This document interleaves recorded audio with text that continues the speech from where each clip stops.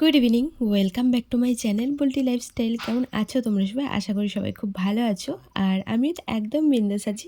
তো আজকে ব্লগটা আমি সন্ধ্যে থেকে শুরু করছি। আর পার্লারে চলে এসেছিলাম, এসেই কাজকর্ম করে প্রচণ্ড ক্লান্ত হয়ে গেছি, কারণ প্রচুর কাস্টমার হচ্ছে।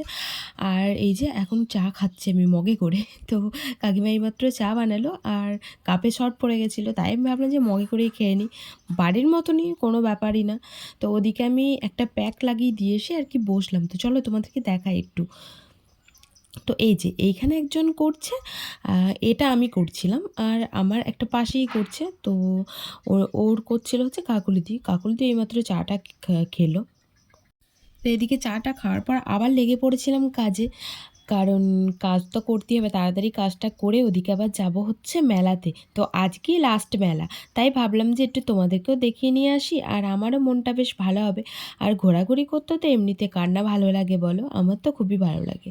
যাই হোক, আজকেও যাব মেলায়, আর লাস্ট ডে বলে কথা। তো যাই হোক, এখন হবে কাটিং, আর কাটিংটা করছিল কাকিমা, তাই তোমাদেরকে একটু দেখিয়ে দিলাম। কারণ এটা হচ্ছিল ইউ কাট, আর আমি পারি তাও আর কি। কাস্টমার যখন বলে যে কাকিমার কাছেই করবে, তখন আর আমরা ধরি না, কারণ কাস্টমার এসেই বললো যে কাকিমার কাছে করবে। তাই আর কি আমি জাস্ট দাঁড়িয়েছিলাম, দাঁড়িয়ে দাঁড়িয়ে দেখছিলাম, আর তোমাদেরকেও দেখাচ্ছিলাম কাটিংটা।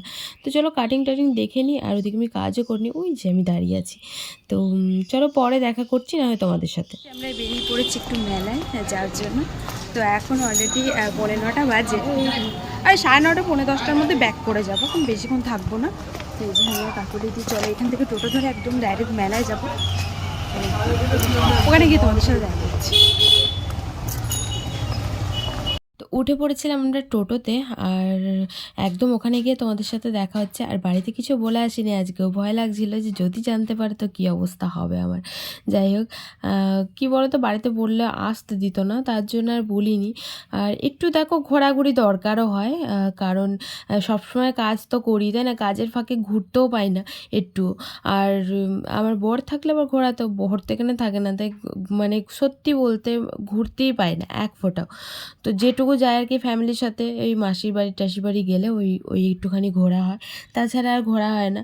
যাই হোক, এখন চলে এসেছিলাম মাঠে, দেখছিলাম একটাও লোক নেই। আর এই মেলাটায় কী বলো তো, যত রাত হয় তত আবার লোক বাড়ে। আর আমরা দাঁড়িয়ে পড়েছিলাম, এখন ডান্স হচ্ছিল, তাই ডান্স দেখতে। তো ভেবেছিলাম যে 9:30 মধ্যে বাড়ি যাব, বাট 10টা বেজে গেছিলো বাড়ি যেতে যেতে। আর এই যে আমার একটা ফেভারিট গান হচ্ছিল, তাই একদম কাছে গিয়ে সামনে থেকে দেখলাম।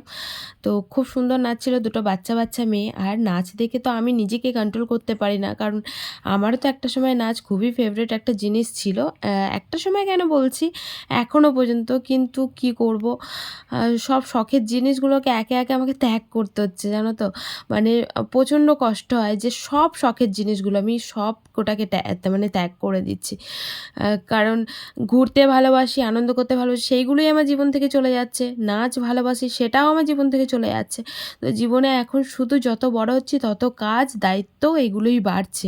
তো অ্যাকচুয়ালি সবারই ক্ষেত্রেই সেটাই হয়। মেলায় একটা দেখো আজব জিনিস কিনে আমি বসে আছি, সেটা হচ্ছে সাপ কিনেছি, গলায় জড়িয়ে নিয়ে এখন সারা মেলাটাকে ঘুরছিলাম। আর এটা দেখার পর বাবার যা রিয়াকশন ছিল, সেটা যদি তোমাদেরকে দেখাতাম তোমরাও বলতে বাপরে তোমার বাবা এত রাগী। সত্যি বলছি, বাড়ি গিয়ে যখন দেখেছে বাবা এটা কিনে এনেছি, আর বাবাকে মানে বলে তো আসিনি, তারপর ওখানে বাড়ি গিয়ে ম্যানেজ করলাম যে মেলায় গেছিলাম, আর বাবা এটা ধরেই টান মেরে দিয়েছে একদম, যে এইসব উল্টোপাল্টা জিনিস কী জন্য কিনে এনেছিস। তো এইসব জিনিস বাবা একদম পছন্দ করে না, যার জন্য। তো দেখো আমার ইচ্ছে হলো তাই কিনলাম, কিন্তু যাই হোক, ওটা এখন আমি ও বাড়িতে দিয়ে আসবো আমার বাচ্চাটাকে, মানে ওই আমার জায়ের ছেলেটাকে, ও খেলা করবে, কিছু তো এখন করার নেই। তো চলো আজকের মতন টাটা।